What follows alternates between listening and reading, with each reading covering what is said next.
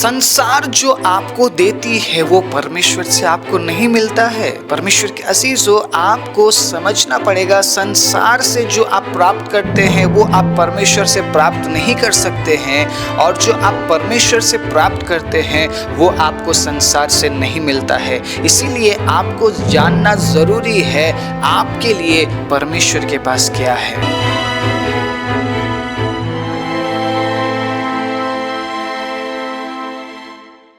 आप सभी को जय मसीह की, प्रभु यीशु मसीह के नाम से मैं आप सभी का स्वागत करता हूं आज के वचन के लिए।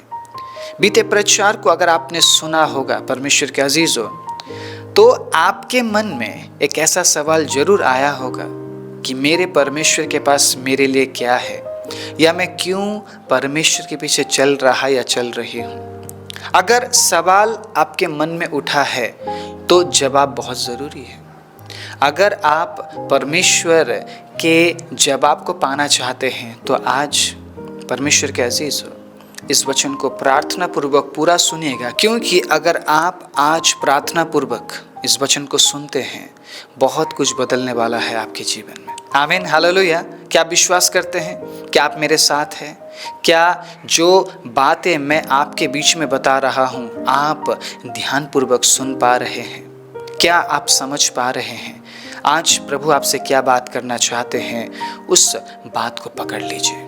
जो प्रभु आपसे बोल रहे हैं उन बातों को आप पकड़ लीजिए, क्योंकि आपके जीवन के छुटकारे के लिए हो सकता है ये प्रचार।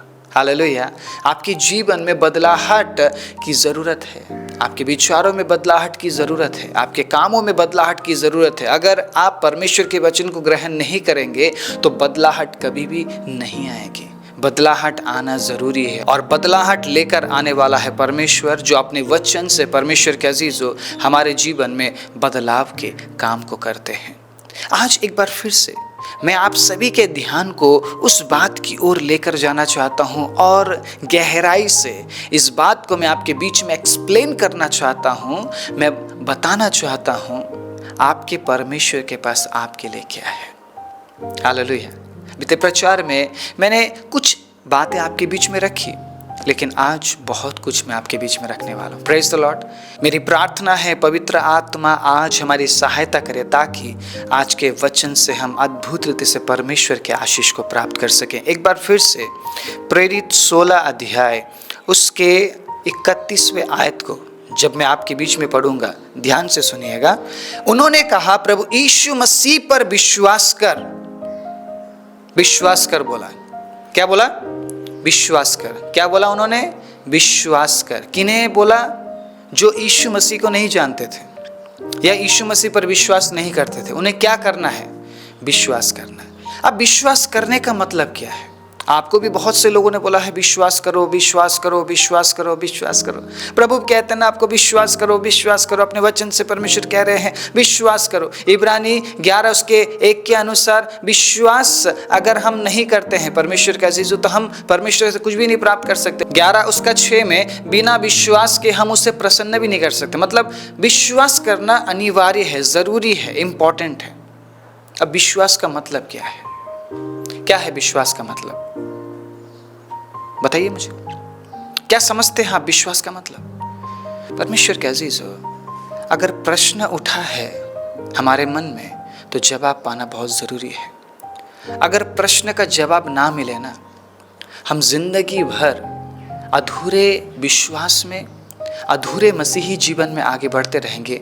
हमें पता ही नहीं चलेगा मुझे करना क्या है। कोई इधर से खींचेगा, कोई मुझे उधर से खींचेगा, कोई मुझे बोलेगा ये करो, कोई मुझे बोलेगा वो करो।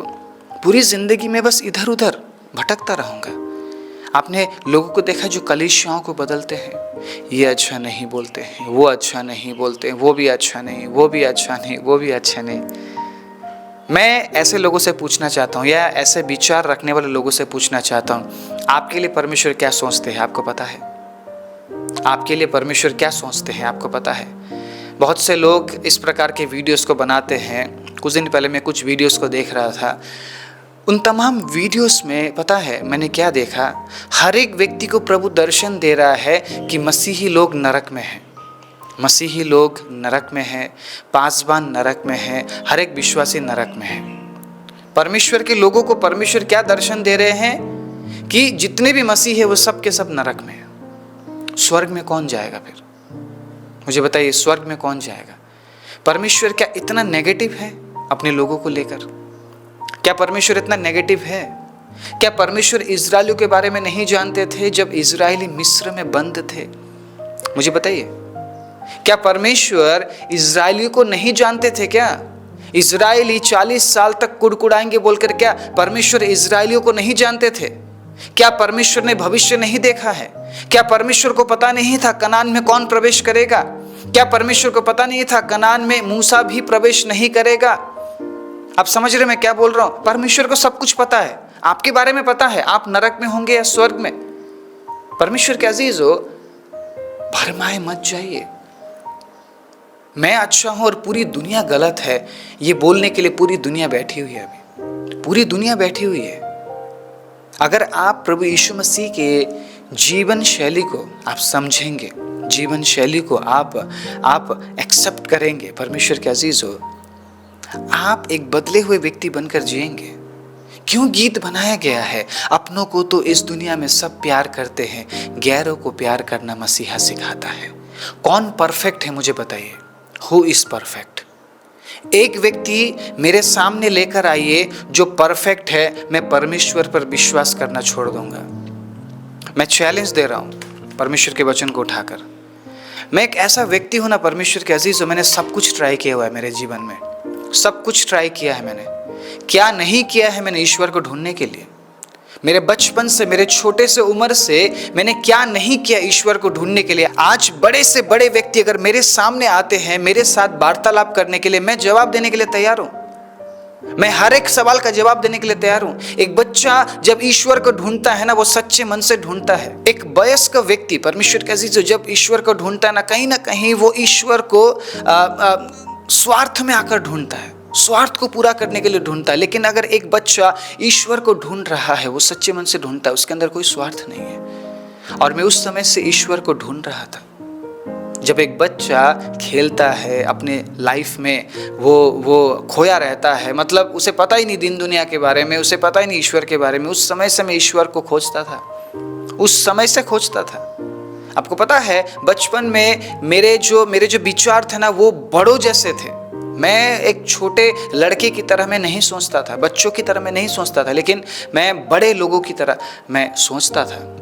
और मैं ईश्वर को वैसे ही ढूंढता था, लेकिन मुझे ईश्वर कहीं मिला ही नहीं, मुझे कहीं भी नहीं मिला ईश्वर। और जब किसी ने मुझे ईश्वर के बारे में बताया, उस समय भी मैं एक छोटा सा लड़का था, मैंने पता क्या किया? मैंने रात के समय में, परमेश्वर के अजीज हो, मैं घुटने में आता हूं और मैंने उस दिन ये बोला, प्रभु परमेश्वर, प्रभु यीशु मसीह, मैंने सब कुछ ट्राई किया है, मैंने अपने इस छोटे से जिंदगी में मैंने सब कुछ देखा है, मैंने सबको देखा है, मुझे ईश्वर कहीं भी नहीं मिला। मैंने बहुत प्रार्थनाएं की, मैंने मिन्नतें की, जहाँ जहाँ जाकर मैं कर सकता था। मैं भी यूट्यूब है बोलकर मैं सारी बातें नहीं बोल रहा हूँ, ठीक है? अगर पर्सनली हम किसी मीटिंग में मिलते हैं, मैं सारी बातें आपके सामने रखूँगा। यूट्यूब है बोलकर मैं सारी बातें नहीं बोल रहा हूँ। जो मैं कर सकता था मैंने किया। आप समझ रहे होंगे मैं क्या बोल रहा हूँ। मैं किसी और बैकग्राउंड से हूँ, मेरा बैकग्राउंड मसीही बैकग्राउंड नहीं है। उस समय में मैं जो कर सकता था मैंने सब कुछ किया, लेकिन मुझे ईश्वर कहीं भी नहीं मिला। उस रात को मैंने यीशु को पुकारा और मैंने ये कहा, प्रभु अगर आप है, अगर आप जिंदा परमेश्वर है, मेरे प्रार्थना का आप जवाब दीजिए। छोटा सा प्रार्थना लेकर मैं परमेश्वर के पास गया था। रात को प्रार्थना करके सोता हूँ और सुबह मुझे जवाब मिलता है। वो दिन और आज दिन पीछे मुड़कर नहीं देखा है मैंने पीछे मुड़कर नहीं देखा है। मैं आज आपको ये बताना चाहता हूँ, स्वार्थ में आकर अगर हम कलीसियाओं को बदल रहे हैं या हम ये बोल रहे हैं कि बस मैं अच्छा हूँ और पूरी दुनिया गलत है, क्या लॉजिक है? किस लॉजिक में आगे बढ़ रहे हैं हम? किस विचार में आगे बढ़ रहे हैं हम? किस मसीही जीवन में आगे बढ़ रहे हैं हम? हर एक व्यक्ति पासवान को और विश्वासियों को नरक में ही देख रहा है। तो क्यों करना सेवा? क्यों कर रहा है? मैं क्यों करूँ सेवा फिर? अगर मुझे किसी ने नरक में देख लिया है तो शायद मेरा फ्यूचर वही है। आप समझ रहे मेरी बात? परमेश्वर मुझे आकर ये नहीं बोल रहे हैं कि बेटा तू नरक में जा रहा है, बल्कि पवित्र आत्मा मुझे अगुवाई करते हैं पाप से दूर रहे और मसीही जीवन को जी, वचन को पढ़।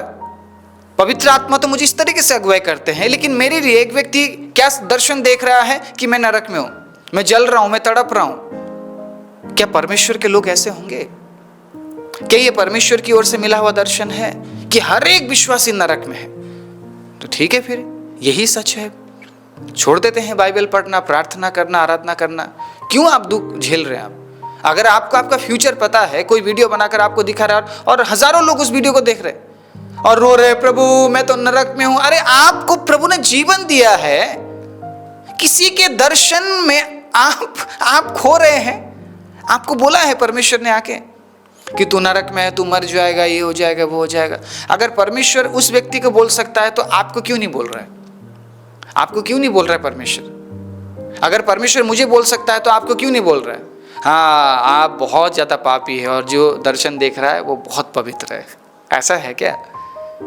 मैं बोल रहा हूं ना, मेरे सामने एक ऐसे व्यक्ति को लाइए, चैलेंज दे रहा हूं मैं।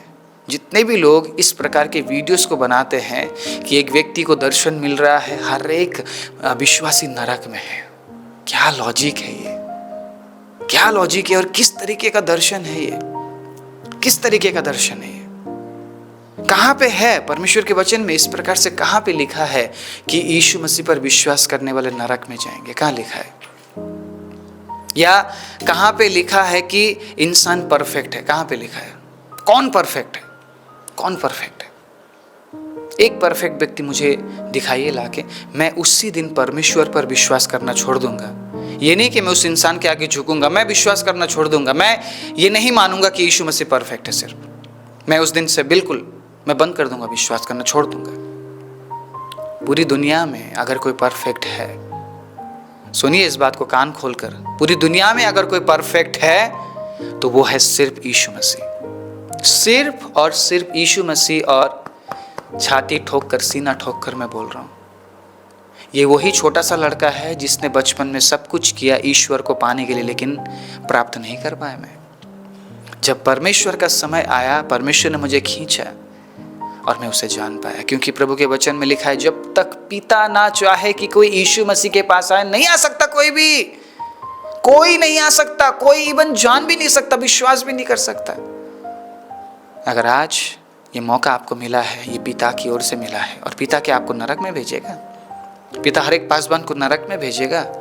क्यों परमेश्वर इस्तेमाल करता है अपने लोगों को? फिर कोई परफेक्ट नहीं है, तो ये दर्शन क्यों देख रहे हैं लोग? मसीही लोगों के बारे में ही दर्शन देख रहे हैं कि सब के सब मसीही लोग नरक में, तो ये अन्य जाति का स्वर्ग में होंगे। जो लोग यीशु मसीह पर विश्वास नहीं करते, क्या वो स्वर्ग में पाए जाएंगे क्या? किस तरीके के लॉजिक में, किस तरीके के मसीह जीवन में हम आगे बढ़ रहे हैं, और ऐसे ऐसे वीडियोस बना रहे हैं और लोग देख रहे हैं, हजारों व्यूज उसमें है। मैं जब सच्चे वचन को लेकर आता हूं, 100-200 व्यूज आते हैं, 300-400 व्यूज आते हैं। किस तरीके के कंटेंट को आप पसंद करते हैं? क्या आप पसंद कर रहे हैं? क्या देखना पसंद करते हैं आप? दूसरों के बारे में बुराई देखना पसंद करते हैं, या आप किसी के तारीफ के बारे में आप देखना पसंद करते हैं? परमेश्वर अगर आपकी बुराई करे तो कितनी बुराई निकलेगी? मुझे बताइए, जितने लोग दर्शन देख रहे हैं, क्या उन्होंने कभी पाप नहीं किया? क्या वो परमेश्वर के सामने परफेक्ट है? क्या वो परमेश्वर के सामने परफेक्ट है? क्या वो आज दर्शन देखकर वो क्या कोई पाप ही नहीं करते हैं? कोई बुराई उनके अंदर है ही नहीं? क्या वो लोग एकदम पवित्र हो गए हैं? एक ही परफेक्ट है, एक ही पवित्र है, और वो है यीशु मसीह। हम यीशु मसीह के वजह से पवित्र ठहराए गए हैं। हम अपने आप में पवित्र नहीं और ना ही कभी बन सकते हैं। आप समझ रहे हैं इस बात को? इसीलिए हमें वचन की जरूरत पड़ती है, ताकि हमें याद आ सके कि मुझे क्या करना है, मुझे कहाँ जाना है, कैसे जीना है, क्या देखना है, क्या सुनना है, क्या पढ़ना है, कैसे चलना है, क्या खाना है। क्योंकि वचन में सब कुछ दिया गया है, और जब हम वचन पढ़ते रहेंगे तो हम संभले हुए जीवन में आगे बढ़ेंगे। वचन पढ़ना अगर हमने छोड़ दिया, वचन सुनना अगर हमने छोड़ दिया, तो हम संभले हुए जीवन में आगे नहीं बढ़ पाएंगे। हाँ, अगर आप इस तरीके के गलत कंटेंट को अगर आप देखते हैं, सब नरक में है, सब पासवान को मैंने नरक में देखा, क्या दर्शन मिल रहा है? क्या दर्शन मिल रहा है? प्रभु कहता है मैं माफ़ करने वाला परमेश्वर हूँ, और उसी परमेश्वर के लोग कहते हैं देखो सब के सब क्रिश्चियंस नरक में है। उड़ाऊ पुत्र को फिर चांस क्यों मिला? क्यों चांस मिला? क्यों पिता अपने बाहें फैलाकर इंतजार कर रहा था कि मेरा बेटा वापस आएगा? परमेश्वर के अजीजों, न्याय करने का हक हमें नहीं है। मैं हर एक दर्शन देखने वाले इवन लोगों को भी बोल रहा हूँ, आपके पास न्याय करने का हक नहीं है। आप किस तरीके से विजन को प्राप्त करते हैं मुझे नहीं पता, कौन सा परमेश्वर आपको दर्शन दे रहा है आई रियली डोंट नो, लेकिन मेरा परमेश्वर अपने वचन में पता क्या लिखता है, तू विश्वास कर तो तेरा घराना उद्धार पाएगा। हालेलुया। तो विश्वास कर, तेरा घराना उद्धार पाएगा। चर्चों को मत बदलिए, मत बोलिए वो अच्छा है वो बुरा है, जिंदगी भर ये करते रह जाएंगे आप। आज आप कुछ अलग शिक्षा को लेंगे, फिर कल के दिन आप कुछ अलग शिक्षा को लेंगे। बने रहिए एक जगह, बने रहिए, या फिर आप प्रार्थना कीजिए प्रभु मुझे ऐसे कलीसिया में लेकर जाइए जहां प्रभु मेरी बढ़ोतरी हो, मैं आपको और जान सकूं। दिल से प्रार्थना कीजिए। क्यों काम नहीं करेगा प्रभु? क्यों काम नहीं करेगा? क्या वो बहरा हो गया है? क्या उसके अंदर इतनी समझ नहीं है कि किसको कहां पे रखना है? ये हम चूज करते हैं कि मुझे क्या अच्छा लगता है। आप समझ रहे हैं मेरी बात? ये हम चूज करते हैं, मुझे ये वाला पास्टर अच्छा लगता है, मुझे ये पास्टर ज्यादा हैंडसम लगता है, इस एक व्यक्ति का आवाज बड़ा अच्छा है, इस व्यक्ति का आवाज उतना अच्छा नहीं। ये मेरा चॉइस है, परमेश्वर का चॉइस नहीं है। परमेश्वर ने शायद हमें वहां पे रखने के लिए ठान ली है जहां हम रहना ही नहीं चाहते, जहां के पादरी बहुत ज्यादा स्ट्रिक्ट है। शायद परमेश्वर मुझे वहां रखना चाहते क्योंकि मैं चंचल हूं, मेरा मन इधर उधर भागता है। मुझे सिखाने के लिए एक ऐसे व्यक्ति को अपॉइंट किया गया जो बहुत स्ट्रिक्ट है। लेकिन मुझे स्ट्रिक्ट लोग पसंद नहीं है, मुझे पसंद है दोस्त जैसे लोग। पासवान मेरे साथ में आए, बैठे और एक दूसरे के बारे में हम बात करें, है ना। मैं थोड़ा सा पासवान के साथ ये भी बोल सकूं, पास्टर जी आपको पता है वो भाई आपके बारे में ऐसा बोल रहा था। ऐसे लोग बहुत पसंदीदा होते हैं, आपको पता, बेहद पसंदीदा। बहुत से पासवानों के ऐसे लोग बहुत पसंदीदा, इधर उधर के न्यूज़ देते लाके वो। लेकिन बहुत से लोग जो मेरी तरह है वो पसंद नहीं करते। ना मैं किसी के साथ ज़्यादा बात करता हूँ और ना पसंद करता हूँ कि कोई मेरे साथ ज़्यादा बात करे। आपको पता है प्रभु के वचन में क्या लिखा है? जहाँ ज़्यादा बात होती है वहाँ अपराध भी होता है। अगर आप ज़रूरत से बढ़कर बात कर रहे हैं, अपराध तय है, अपराध तय है। परमेश्वर के अजीजों, बहुत जल्द वहाँ पर अपराध जन्म लेता है, और जब पाप जन्म लेता है तो वो बढ़ता है और एक दिन फटता है। एक दिन बुराई होती है वहाँ पे उस पाप की वजह से। आज मैं आप सभी को याद दिलाना चाहता हूँ विश्वास के बारे में, बताना चाहता हूँ विश्वास के बारे में, रिमाइंड कराना चाहता हूं क्यों बोला गया है विश्वास करो। विश्वास का मतलब क्या है? विश्वास का मतलब क्या है? फिर से मैं पूछ रहा हूं आपसे, क्या है विश्वास का मतलब? विश्वास कर, इसका मतलब यह है परमेश्वर के अजीजों कि आप जान गए हैं आपके परमेश्वर के पास आपके लिए क्या है, इसीलिए आप विश्वास करते। समझ रहे हैं आप? समझ रहे हैं? आंख बंद है आपका, लेकिन आपको पता है आपका परमेश्वर आपके साथ में है, और आपके परमेश्वर के पास आपके लिए वो सारी आशीषें हैं। आप देख रहे हैं बंद आंखों से, विश्वास का मतलब बता रहा हूं मैं, आप देख रहे हैं बंद आंखों से कि आपका प्रभु आपके भविष्य को सुधार रहा है। आपका भविष्य भी सुधरा हुआ नहीं है, आपका वर्तमान भी उतना अच्छा नहीं है, लेकिन आप क्या देख रहे हैं बंद आंखों से कि मेरा प्रभु मेरे भविष्य के लिए काम कर रहे हैं, मेरा प्रभु मुझे आत्मिक आशीष में बढ़ा रहे हैं, मेरा प्रभु मुझे शांति दे रहे हैं, मेरा प्रभु मुझे ऊंचे पद में लेकर जा रहे हैं, जिस पद में वो चाहते हैं कि मैं रहूं। आप विश्वास करते हैं क्योंकि आप जानते हैं आपके परमेश्वर के पास आपके लिए क्या है। आज मैं आप सबको ये कहना चाहता हूं, आपके परमेश्वर के पास आपके लिए क्या है, ये बात आपको जानना जरूरी है। मैं ऐसे ही चल रहा हूं, क्यों चल रहा हूं? मैं बाइबल पढ़ रहा हूं, मैं क्यों पढ़ रहा हूं? क्यों पढ़ रहा हूं? क्या मिलेगा मुझे परमेश्वर से? या आप ये सोच रहे हैं संसार से जो मुझे मिलता है वो परमेश्वर की ओर से है? मैं आज आपको ये बताना चाहता हूं, जो आपको परमेश्वर की ओर से मिलती है वो संसार से नहीं मिलेगी आपको। जो आपको संसार से मिलती है वो परमेश्वर की ओर से नहीं होती है। परमेश्वर नहीं चाहते हैं कि आप परमेश्वर की आशीष समझकर संसार से चीजों को प्राप्त करें, क्योंकि हम अगर संसार से प्राप्त करते हैं तो हम झूठ बोलकर भी प्राप्त करते हैं, लेकिन परमेश्वर से अगर हमें प्राप्त करना है तो हम झूठ नहीं बोल सकते हैं। हमें संसार से अगर प्राप्त करना है तो छल करके भी हम प्राप्त कर सकते हैं, लेकिन अगर हमें परमेश्वर से प्राप्त करना है तो हम छल नहीं कर सकते हैं। अगर हमें संसार से प्राप्त करना है तो परमेश्वर के अजीजों, लोगों को नीचे दबाकर हम ऊंचा उठते हुए भी प्राप्त कर लेते हैं, लेकिन अगर हमें प्रभु से प्राप्त करना है तो हम किसी को नीचा नहीं कर सकते हैं। हम समझे इस बात को, हम किसी को नीचा नहीं कर सकते। किसी को हम नीचे करके हम उसके जरिए ऊंचे पद पर हम नहीं पहुंच सकते। ये बहुत बड़ा अपराध है, ये बहुत बड़ा अपराध है, हम नहीं कर सकते। प्रभु खिलाफ है इस बात के।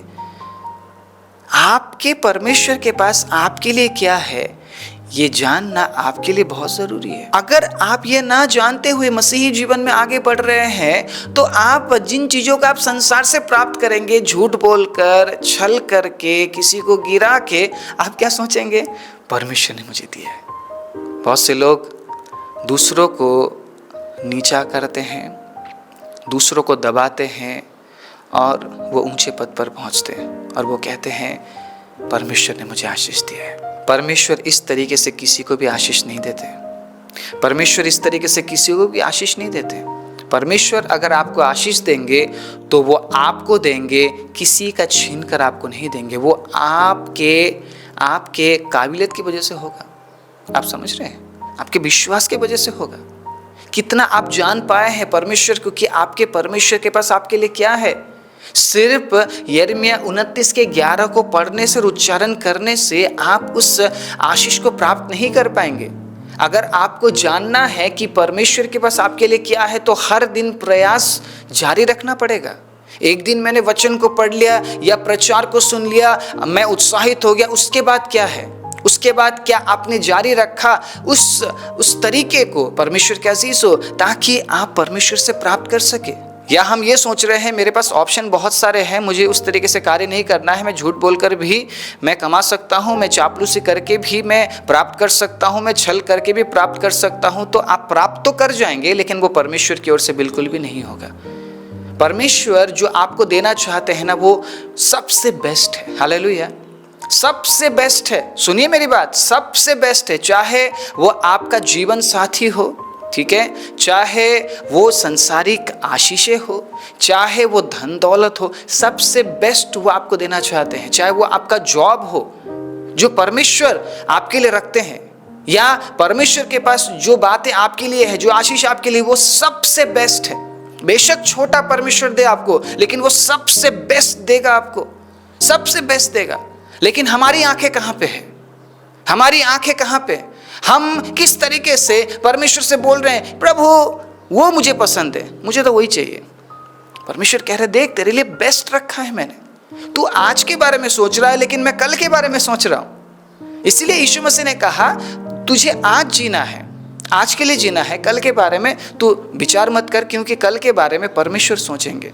परमेश्वर आपके आज के बारे में नहीं, परमेश्वर आपके कल के बारे में सोचते। इसीलिए परमेश्वर के अजीजों, परमेश्वर आपसे कह रहे हैं जो तू आज देख रहा है उसे मैं कल तेरे जीवन में नहीं देख रहा हूं। उस बात को, उस आशीष को मैं कल तेरे जीवन में नहीं देख पा रहा हूं। इसीलिए मैं कह रहा हूं वो सही नहीं है तेरे लिए। आज जो तू देख रहा है तू उसके लिए मत आगे बढ़। जो मैं कल तेरे लिए देख रहा हूं तू उस बात के लिए आगे बढ़, और उस बात के लिए तू इंतजार कर। तुझे इंतजार करना पड़ेगा और तुझे तैयार होना पड़ेगा। हालेलुया, तुझे तैयार होना पड़ेगा, तुझे तैयार होना पड़ेगा, तुझे जानना पड़ेगा तेरे लिए मेरे पास क्या है। उसके लिए तुझे वचन पढ़ना पड़ेगा, हर दिन प्रचारों को सुनना पड़ेगा, इस चैनल में आना पड़ेगा, ताकि तू जान सके तेरे लिए मेरे पास क्या है। इस प्रचार को मैं कंटिन्यू करना चाहता हूँ परमेश्वर के अजीजों। प्रभु और भी गहराई में हमें लेकर जाए और भी आशीष हम इस प्रचार से प्राप्त कर सके बोलकर प्रार्थना कीजिएगा। आइए अपने आंखों को बंद करें। राजाओं के राजा, प्रभुओं के प्रभु, सर्वशक्तिमान जीवित दयालु परमेश्वर, हम धन्यवाद देते हैं प्रभु दिए गए अद्भुत समय के लिए। जितनी भी बातें आज हमने सुनी है हमारे हृदय की पट्टियों में प्रभु लिख दिए जाए और प्रभु आप में बढ़ने के लिए हमें और आप हिम्मत दीजिए, सामर्थ दीजिए, ताकि हम प्रभु हमारे जीवन में आगे बढ़ते हुए प्रभु उन तमाम बातों को प्राप्त कर सके जो आपके पास हमारे लिए है। सारी महिमा आदर आपको देते हुए यीशु के नाम से मांगते हैं, आमीन।